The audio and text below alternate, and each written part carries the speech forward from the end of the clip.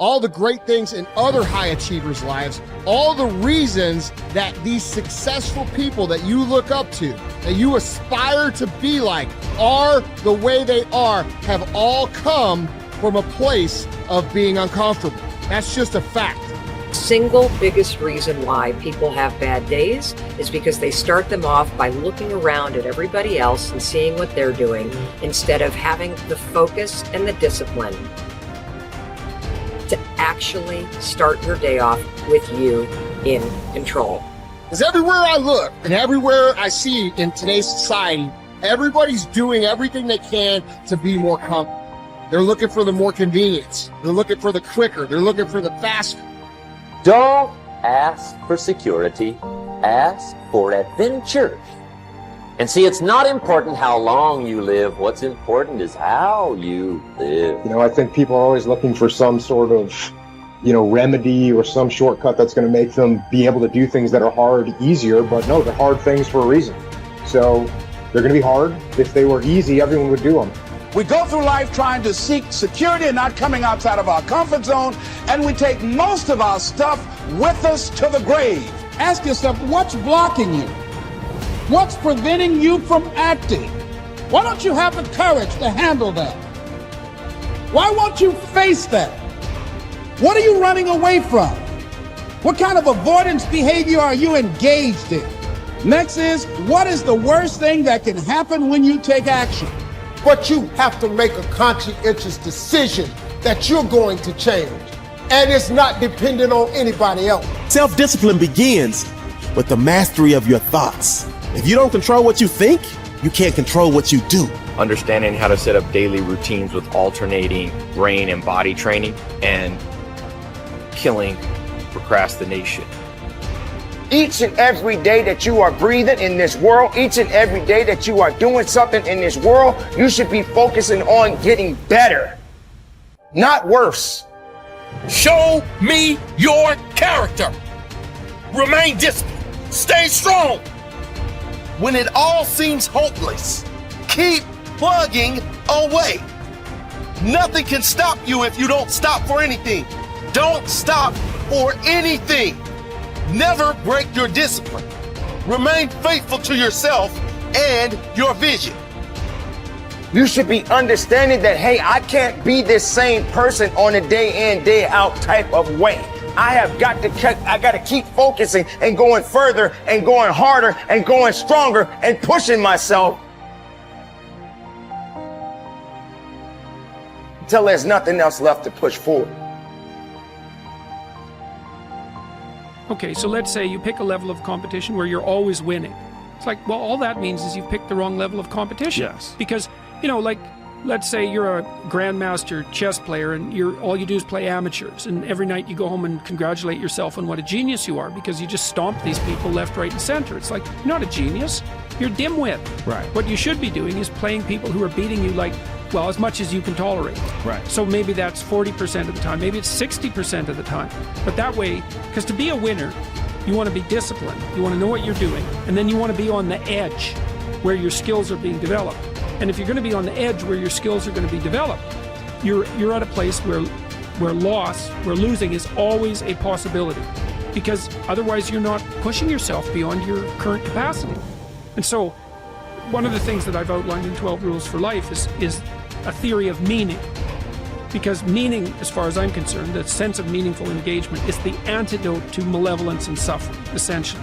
Because you want to have a life that's so engaging that you think, despite the fact that I'm limited and that we're mortal and that life is tragedy and there's evil in the world, despite all that, this is worth doing.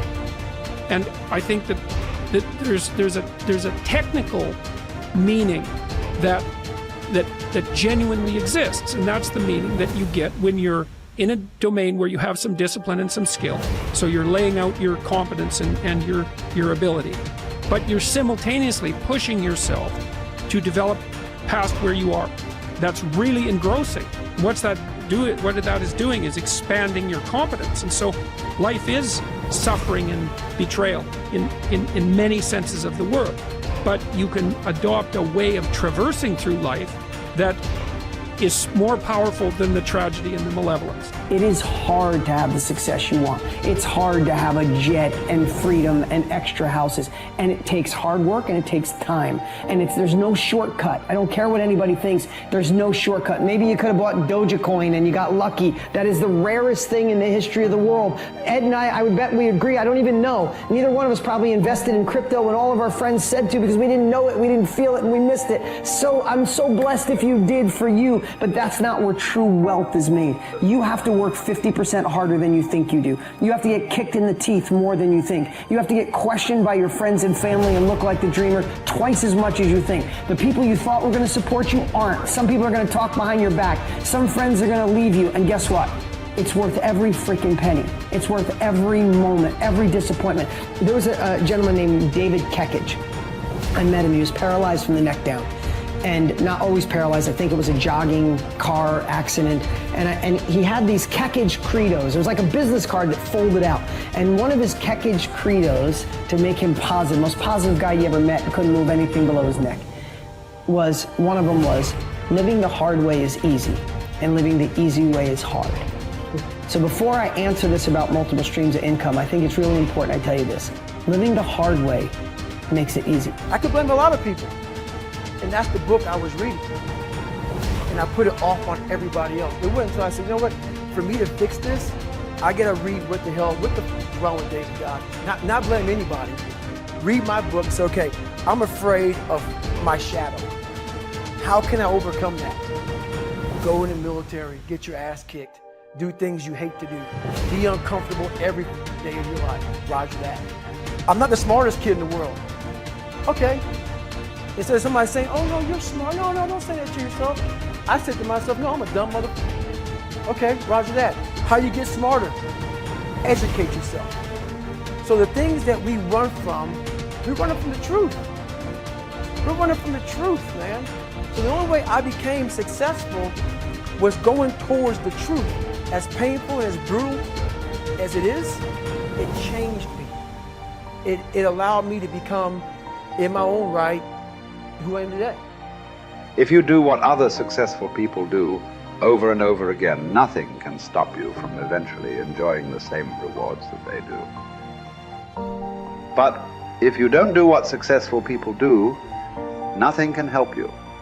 Success is not an accident. Sadly, failure is not an accident either. You succeed when you do what other successful people do over and over until these behaviors become a habit. Likewise, you fail if you don't do what successful people do. In either case, nature is neutral. Nature does not take sides. Nature doesn't care. What happens to you is simply a matter of law. The law of cause and effect. You can look at yourself as a machine with a default mechanism. Your default mechanism is the almost irresistible attraction of the expediency factor. In the absence of self-discipline, your default mechanism goes off automatically. This is the main cause of underachievement and the failure to realize your true potential. When you are not working deliberately, consciously, and continuously to be and have those things that constitute success for you, your default mechanism is at work. You end up doing those fun, easy, and low-value things in the short term that lead to frustration, financial worries, and failure in the long term. One of the most important requirements for success, once you have decided what it is that you want, is the quality of willingness. Successful people are willing to pay the price, whatever it is and for as long as it takes, until they achieve the results they desire. Everyone wants to be successful. Everyone wants to be healthy, happy, thin, and rich. But most people are not willing to pay the price. Occasionally, they may be willing to pay the price, but they are not willing to pay the whole price. They always hold back. They always have some excuse or rationalization for not disciplining themselves to do everything that they need to do to achieve their goal. How can you tell when you have paid the full price of success? It's simple. Look around you.